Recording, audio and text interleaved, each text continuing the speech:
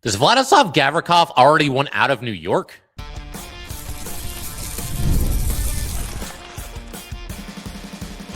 You're Locked on the New York Rangers, your daily podcast on the New York Rangers.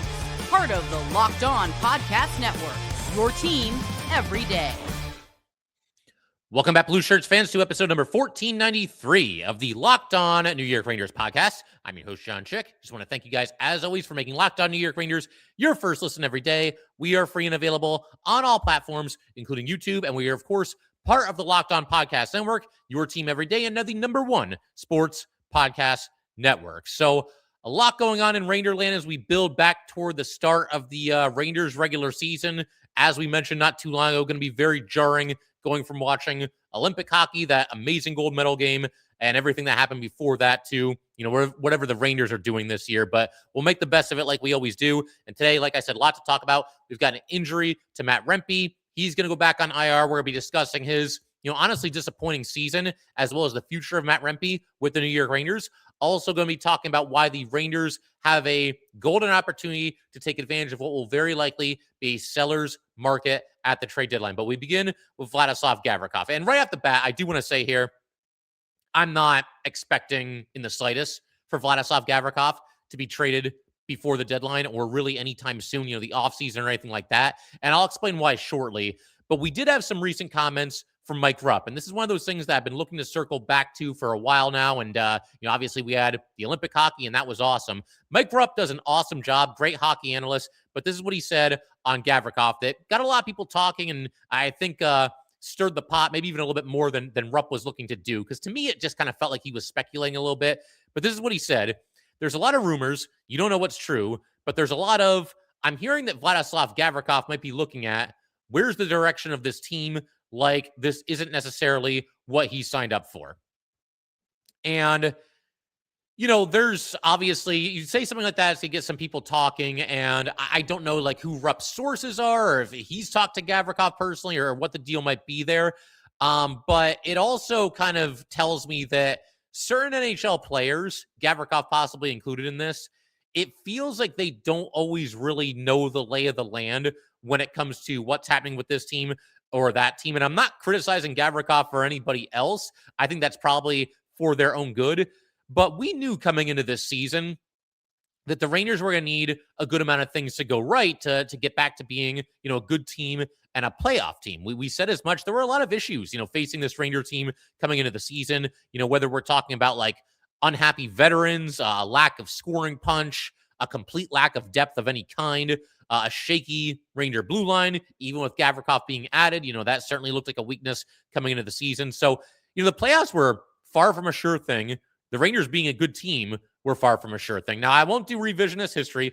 Going into the season, I did say that I thought the Rangers would get back to the playoffs. It was one of those things where, I thought there was just enough there. And it wasn't so much because of X's and O's. The way I looked at it last season was the Rangers missed the playoffs last year, but they only got mathematically eliminated with 2 games left. That in a season where nearly everybody underachieved, where nearly everybody took a step backward, where there was a bunch of chaos going on behind the scenes, and yet you still somehow, some way get into a situation where, you're within striking distance right up until the last 2 games of the season. So for all those reasons, if everything can go that badly and you still almost make the playoffs, then I figured things would go a little bit better this season, and that would be enough to make up the difference and push the Rangers over the playoff line and get into the playoffs. Didn't really think they would do much upon making the playoffs because it always felt like they were kind of a bubble playoff team. And if they got in, it would be just barely, and they would have to go up against, one of the titans of the Eastern Conference.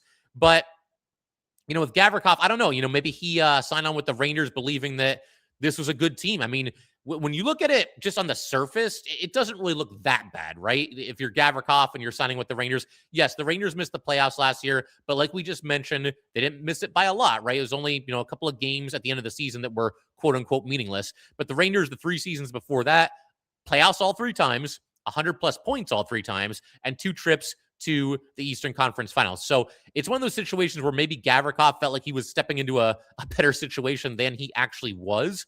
But I'm sure, coming over here and being in a situation now where the team is rebuilding or retooling or rebranding or whatever the Rangers are doing right now. The bottom line, it looks like they're selling, and that process is obviously already underway. First with Carson Soucy, and then obviously more notably with Artemi Panarin. Gavrikov might be scratching his head a little bit and wondering, like, what made me want to come here so bad? Now, obviously, money talks, and he got himself a very nice contract. I believe it was 7 years at $7 million per season, if I'm remembering that correctly. So, he's getting paid, obviously, and that won't change. But as far as, like, the Rangers having a rosy outlook, it probably looked better to Gavrikov before he got here than it does now. And that's especially true after the Rangers traded his good friend Artemi Panarin. I know that part of the appeal for Gavrikov coming to the Rangers was the chance to play with Panarin. Obviously, they're close friends, and that opportunity meant something to Gavrikov. But this goes back to something I was talking about just a minute or two ago. I don't think NHL players really study the lay of the land the way that we do. And again, they're probably better off for it because we all drive ourselves nuts with this kind of stuff. But yeah, Gavrikov comes over and he's going to play with Panarin, and that's great and everything. But Panarin was going into the last year of his contract. The Rangers were coming off of a really bad season, and it was always possible that Panarin would either get traded, or even if the Rangers were a good team, they might make the playoffs, but then Panarin might sign elsewhere in free agency the next offseason. The possibility of Panarin, this being his last season with the Rangers, was always very prevalent. It was always right there.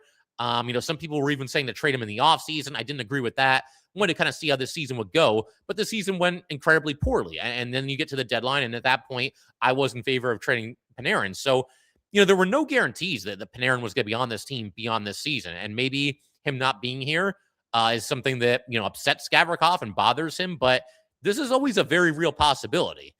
With all that said, do I think Gavrikov is like looking for the door his first season as a Ranger? I don't really believe that. I mean, it's hard to say 100%. We don't know everything that goes on behind closed doors. But again, he got himself a really nice contract. He does have, I believe it's a full no trade clause for the entirety of his contract, if I'm not mistaken. Let me actually just pull that up real quick here. So, yeah, we've got, he's got the full no move clause for, it looks like his entire contract. Certainly the foreseeable future here. The full no move clause is in effect right now. The last 2 years, it becomes a modified no trade clause where he can block deals to 20 and 15 teams in the last 2 years of his contract, respectively. I mean, he could always waive that, but as far as the Rangers like pulling the plug on Gavrikov this early, I mean, he's signed long enough that I think the Rangers are probably hopeful that he can be a steady, solid veteran for this blue line. You need at least a couple of those, and that the Rangers can, work their way out of this rebuild or retool or whatever we're calling it, while Gavrikov is still a very effective defenseman in the NHL. And I think that's the hope that the Rangers have, that they can pull that off. And I think that probably should be their approach going forward. Now, if things continue to go poorly a couple of seasons from now, and Gavrikov is open to a trade, and the Rangers are still a mess, then maybe at that point you look to do that. But I don't see the Rangers pulling the plug on this thing this early. And I honestly don't think Gavrikov would want to pull the plug on this thing this early. I can't speak for him. I don't know him. I've never met him. I don't know how he's feeling right now, but that's just kind of the gut feeling that, he just got to New York. This is very clearly where he wanted to be. And, we'll see. We'll see. I mean, we've seen surprises at trade deadlines before, but I think the smart money is on Gavrikov being a Ranger, for the foreseeable future. So we'll keep everything rolling in just a second. I want to shift our attention to Matt Rempe. He recently, I was going to say he sustained an injury, more like he's still injured and he's going on IR, and we'll discuss kind of the ripple effect of all that in just a second. All right, we just want to take a minute to let everybody know that today's episode of Locked On New York Rangers is brought to you by FanDuel. Ever wanted to experience the NBA Finals live and in person? FanDuel is giving you the chance to turn that dream into a reality with their NBA sweepstakes. Here's how it works. Use your profit boost on any NBA future, and you will be automatically entered for a shot to win an NBA Finals trip for two. That's right, flights, tickets, the whole experience. If you're already looking at the board and thinking about which team can make a deep run, this is the perfect time to lock it in. Futures are the best this time of the year. Whether it's picking a team to win the championship or grab a conference title, it adds that extra layer of excitement to every game down the stretch. Visit FanDuel.com to get started. Use your profit boost on NBA Future and get entered for your chance to win a trip to the NBA Finals. Play your game with FanDuel, the official sports betting partner of the NBA.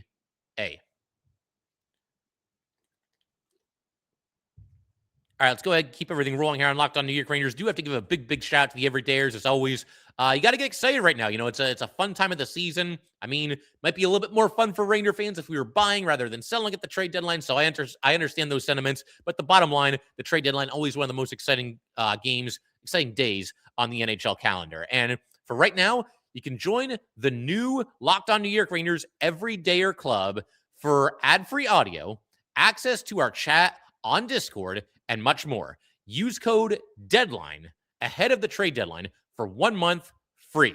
Join now at LockedOnNYRangers.supercast.com or hit the link in the show notes. All right, so we'll keep everything rolling. And for the everydayers, Rangers going to be back in action on Thursday at 8 o'clock at home against the Flyers. Your guess is as good as mine as far as how that's going to look. I'm really hoping that this break has done them some good and they'll at least come out with some energy. I mean, again, that's not that much to ask, right? I realize this is not a talented team, and they're not going to win a whole bunch of games on the stretch here, but let's just see a little bit of energy, a little bit of exuberance, and guys trying to stake their claim to a role on this team for next season and beyond. So we'll see what happens. As far as our next episode, we'll have one more before that game.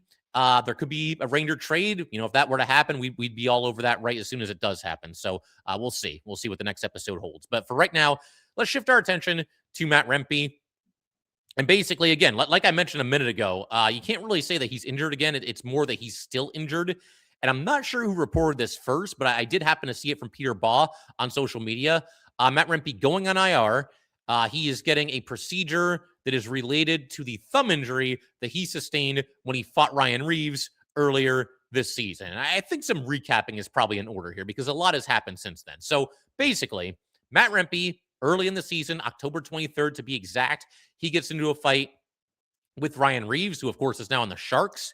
And the Rangers end up losing that game 6-5 in overtime, despite a hat trick from Taylor Radish. And I think that pretty much says how everything has gone this season. You get a hat trick from Taylor Radish, you still lose. And Macklin Celebrani in that game had a hat trick and 5 points, just to kind of put you back in that time period of this season of Ranger hockey. But Rempe fought Reaves, relatively early in that game, got injured, and it wasn't even like, big right hand from Reaves or anything like that. Basically what happened, my understanding, is that Rempe, either his full hand or just his thumb, something got caught in Reaves' jersey. And obviously those are two big guys tussling, and essentially he suffered a thumb injury from that. And he ended up missing nearly 2 months after that happened. He returned on December 15th. So, about 7 weeks, give or take. And he's been in and out of the lineup ever since then, has not been able to fight since returning to the lineup due to this lingering thumb injury. There have been a couple of guys that have asked him about it, and he's basically explained to them that he can't do it right now. And I don't blame him for that. I mean, you have a broken thumb or whatever the thumb injury is. I don't think fighting sounds like a whole lot of fun. You're already compromised going into the fight. But now with this season, this Rangers season just completely lost, completely in the toilet, the Rangers are finally going to exercise some common sense here. They are putting Matt Rempe on the IR and taking him out of the lineup. This is not the first time that the Rangers have had somebody playing through an injury who probably should not be playing through an injury. I mean, you have an injured thumb. I mean, you're very much compromised out there, for pretty much everything that you're trying to do. But you look at other injuries in the not too distant past. You had Barclay Goodrow a couple of years ago. He had that injury where he couldn't even eat solid foods, and yet the Rangers are marching him out there for game after game after game. And last season with Ryan Lindgren, it was the same thing. Lindgren got injured in a fight in the preseason. I want to say a broken jaw, but, something to the head and face. And, they've got him out there wearing a fishbowl. And he played probably the worst hockey that we've ever seen him play as a member of the New York Rangers. And Goodrow struggled, too, when he was out there not able to eat solid foods. I mean, do you think that's a coincidence that they played so poorly when they were out there trying to play through injuries that they shouldn't have been playing through? And, I mean, hey, look, I know a lot of people are going to say, hey, that's hockey, give them some credit for going out there, rub some dirt on it and all this stuff, right? And yes, absolutely. If players want to go out there and play through this ailment or that ailment or whatever it is, props to them for showing the physical and mental toughness to be able to do so. But at a certain point, you got to step in and save guys from themselves. And I think, Goodrow and Lindgren are two recent examples of that. And it's probably the same thing with Matt Rempe here. Now, with Rempe, at least he doesn't have to wear a fishbowl. At least he can, eat normal food, which Barclay Goodrow wasn't able to do. But even still, I mean, you're out there trying to play with a broken thumb. I mean, good luck, doing anything with the puck.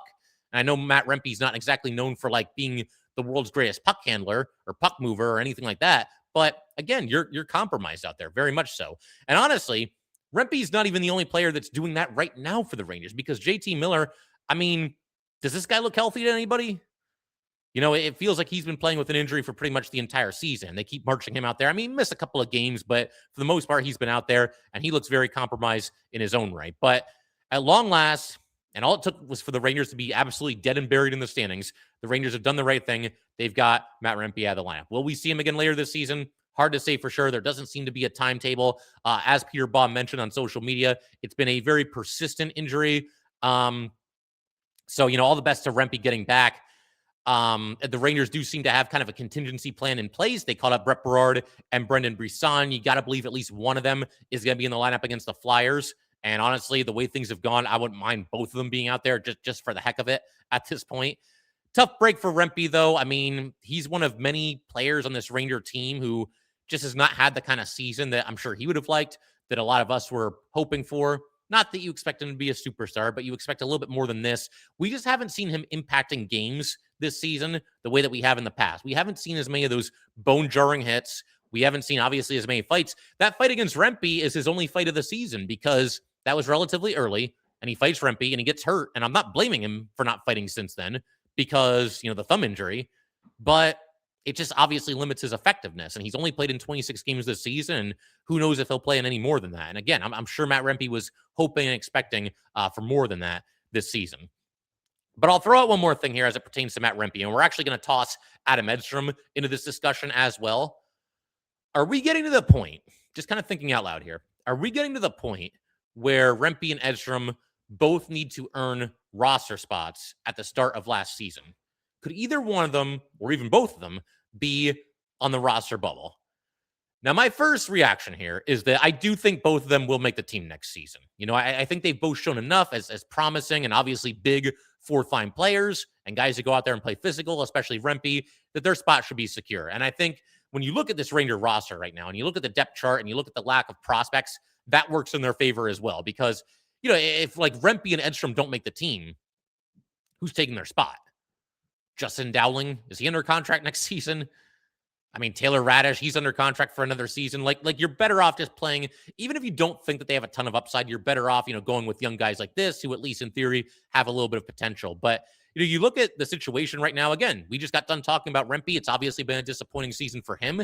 And with Edstrom, I mean, he just can't stay healthy. Again, I like him on the fourth line. I'd like to see him become kind of a fixture there for the Rangers, but he's gotten hurt every season that he's been a member of the Rangers. And it feels like when he gets hurt, he tends to miss a lot of time. He has not played a game for the Rangers since November 29th. He's kind of the forgotten man, and we haven't really heard a peep about him. I mean, is he coming back this season? Does anybody know? Every once in a while, one of the beat reporters will ask a question about him, but it's always kind of a vague answer from Mike Sullivan, and we're kind of just in limbo, wondering if Edstrom's going to make it back this season. And the other thing, too, and a lot of you probably already know this, but I'll mention it anyway.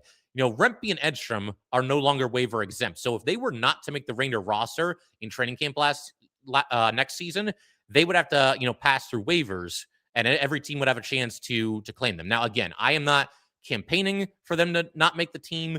I want them to be on the team. I hope they're both on the fourth line on opening night next season. I hope they do a heck of a job. That line was off to a great start this year. Rempe and Carrick and Edstrom, that was one of the early season bright spots. But unfortunately, Edstrom's been hurt for most of the season, and Rempe's been hurt for a lot of the season. And even when he's not hurt, he's in and out of the lineup. And now he's back on IR. So, something that was obviously a fun aspect of this Ranger team and an encouraging aspect of this Ranger team early, it's been kind of MIA, and it's not really anybody's fault. That's just the way that it is. But I just want to toss out that idea that, these two, especially Edstrom, they might have to actually make the team next season. It might be one of those situations where they have to go out and earn it. And again, can't emphasize this enough. I do fully expect and fully believe that they both will make the team next year, and you'll see them on opening night. But want to just toss that out there, just kind of an idea as far as, what the future might hold for both Rempe and Edstrom. But in just a minute, we're going to keep everything rolling. We're going to shift our attention to kind of the lay of the land when it comes to the trade deadline and why this certainly feels like a seller's market and why the Rangers absolutely need to take advantage of being one of the few selling teams in a seller's market. We'll elaborate on that in just a second.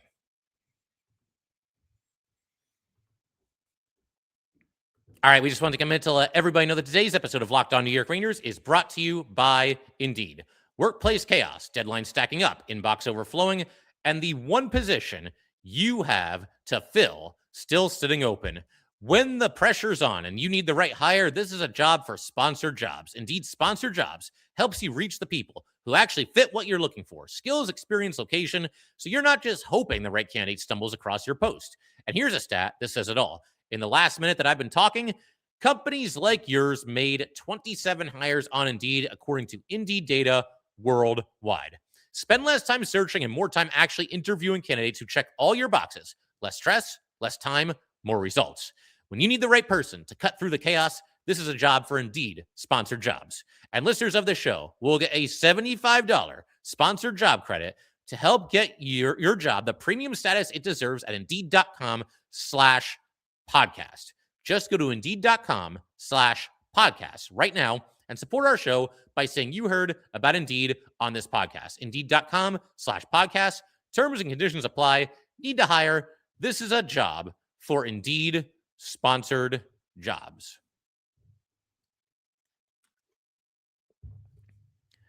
All right, let's go ahead and wrap up today's episode of Locked On New York Rangers by talking a little bit about the lay of the land here as far as the trade deadline approaching and what teams are looking to do and why the Rangers are in a unique situation and I would say an advantageous situation. And for the purposes of this segment here, we're going to assume that Vincent Trocheck is going to be traded. I know there's a lot of feelings both ways on this, and it's a fiercely contested debate that's probably going to keep going right up to and beyond the trade deadline when we find out, the fate of Vincent Trocheck, and I understand that, but all signs right now seem to be pointing that the Rangers are going to move him before the deadline. So we're going to operate under that assumption for the rest of today's episode. It goes back to what I was saying just a second ago, though. The Rangers are in a very unique spot right now because they are in a situation that you do not see every day. They have gone from having the most coveted player available at a trade deadline, of course, that would be Artemi Panarin before he got traded to the Kings, to still having the most coveted player available at this year's trade deadline, and that would be Vincent Trocheck. Again, you just don't see that very often where the top two players available play for the same team. There was a list that I saw circulating on social media this morning. It came from Frank Saravelli. Now, it's just one man's opinion, but he did go out and he ranked the top 10 players that he believes are available at this year's NHL trade deadline. We'll go through it really quick here just to kind of give you guys an idea of where everything stands here. You got Trocheck at number 1.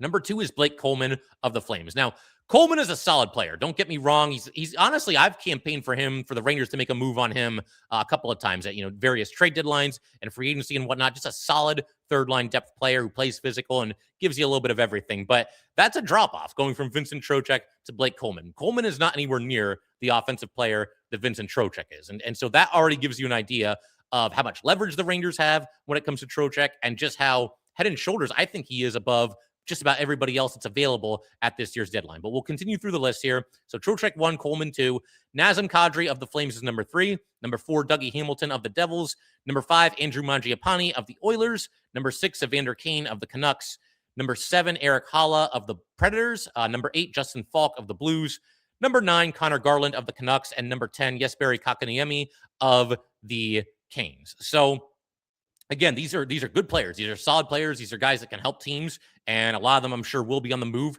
at this year's deadline. But you're not seeing, I don't think, anybody on Trocheck's level. There is a drop-off from Trocheck to the rest of this list. And if you're the Rangers, you got to understand that the trade deadline is always a seller's market. Last year, I think, is a great example of that. We saw so many just kind of role players getting moved for second-round draft picks. And if role players can get you a second-rounder, then somebody the caliber of Vincent Trocheck should be able to get you significantly more than that. I think the price should start with a first-rounder. I mean, if Trocheck does not fetch the Rangers a first-round pick, then they messed up. That has to be where it starts, and there should be more assets on top of that, if we're being completely honest here. But, on top of the deadline being typically a seller's market, I think this year perhaps more so than ever, because when you look at the standings right now, there are very, very few teams that are really hopelessly buried. When you take a look at the Eastern Conference and the Western Conference, there aren't too many teams that aren't at least somewhat within striking distance of a playoff spot. Everybody's got about 25 games left to go here, right? In the Eastern Conference, there are only 2 teams that are more than 8 points out of a playoff spot. Only 2. That's the Rangers and the Devils. That's it. So those are the only 2 like true bona fide, these teams have to sell at the deadline teams in the Eastern Conference. Now, the West, there's a little bit more separation between the playoff contenders and the teams that are not going to be going to the playoffs. But even there are only 5 teams in the Western Conference who are more than 5 points out of a playoff spot. They are the Blackhawks, the Jets, the Flames, the Blues, and the Canucks. So really, I mean, you put all that together, those 5 Western Conference teams, along with the Rangers and Devils, you're looking at a situation where there's only about 7 bona fide selling teams in the NHL. I mean, there might be some other teams on the outside of the playoffs looking in that would consider selling some pieces, but those are the only 7 that you look at it and it's like, yeah, these teams pretty much have to sell, right? And that matters because everybody else is in playoff contention. So if you're looking to add to your roster, you've only got a handful of different teams that you can go to, teams that are bona fide sellers, with which you can do some business. And you look at some of these teams, and let's be honest here, a lot of them, the selling teams that we just mentioned, don't really have a lot of players that contending teams are all that excited to acquire at the trade deadline. I mean, you look at a team like the Canucks, they already moved Quinn Hughes, right? They moved JT Miller last season. Vander Kane, they can move him, but he hasn't had his best season, and you never know how things are going to go with Vander Kane. You've got the Jets. I mean, who do they have that anybody would really want at the trade deadline, right? There's nobody that really stands out. The Flames, I mean, we went back to the, Saravilli's list here. They have Kadri and Coleman, but, Kadri's not having a career year, and Coleman, I like him a lot, and I think he'll get the Flames a decent return, but he's not somebody that's like a superstar. He's not somebody that like really, really moves the needle. So, more of a role player there. The Blackhawks, I figure with them, they're obviously a young team. I figured there'd be like a couple of token veterans that they would deal at the deadline, but there's not really a whole lot there either. The Devils have Dougie Hamilton, but he's got the full no-move clause, and he's got multiple years left on his contract, so it's no certainty that he's going to get traded. We'll see. Not sure what Dougie Hamilton thinks as far as waiving his no-move clause. So, yeah, I mean, there's only so many places to go, and there's only so many players available that I think teams would really be interested in. And that's where the Rangers, like I just said, have a massive advantage here. And the one kind of blessing in disguise here is, if we're being honest, the fact that the bottom fell out for the Rangers, because as much as I hate to see my team lose, and as much as I don't like the concept of tanking, in a way, it kind of works out for the Rangers, because I would hate for the Rangers. Remember when they were in on William Lockwood? Like, the Rangers were plummeting in the standings, and they're going to give up assets to bring him in. And Lockwood's a good player and everything, but the idea of buying for the Rangers when they were just losing and losing and losing, that never made any sense to me. And then the losing continued, and they've done nothing but lose for the better part of about 2.5 months at this point. And so now, at the very least, the silver lining there, it leaves absolutely no doubt whatsoever about where the Rangers stand and what their approach needs to be at this trade deadline. You want to make a case for keeping Vincent Trocheck on the team, I'll at least hear you out. I think he should be traded, but in no universe should the Rangers be buying at the trade deadline. Should they be adding to their team? They have to sell, and they have to, kickstart this rebuild a little bit. And if they don't do that, again, they're just going to keep digging themselves deeper. So that's the one advantage here. They're not a bubble playoff team where they're like 6 points out, but still pretending that they're in it, and they're going to do something dumb like give up a second-round pick for a role player who's not going to make that much of a difference. Again, where they are in the standings, it leaves no doubt, and they, in a roundabout way, it is somewhat advantageous because they know that they can sell. They know that teams they're looking to buy only have so many teams that they can go to discuss players. The Rangers have Vincent Trocheck, the best player available at this year's deadline. The Rangers also are going to get a high draft pick that hopefully they won't screw up, at the NHL draft. I mean, in a weird way, being this dead and buried is better than being just a handful of points out. Handful of points out, I mean, you're still in the playoffs and things can get exciting, and maybe you go on a run and squeak your way in there, but in a way, this is better for the Rangers right now. So very much looking forward to seeing what happens. Obviously, if there's any trades made by the Rangers, we'll be all over that. We'll be back here to discuss it. Stick with Locked On New York Rangers up to the trade deadline and beyond for all things Rangers heading into the deadline. So we'll call it there. If you guys would like to get in touch with this podcast, please send an email to lockedonnyrangers@gmail.com. Once again, that is lockedonnyrangers@gmail.com. Definitely give us a follow on Twitter as well at jchick17. Once again, at JCHIK17, and definitely subscribe to Locked On New York Rangers YouTube channel. Thanks again, guys. I will see you next time.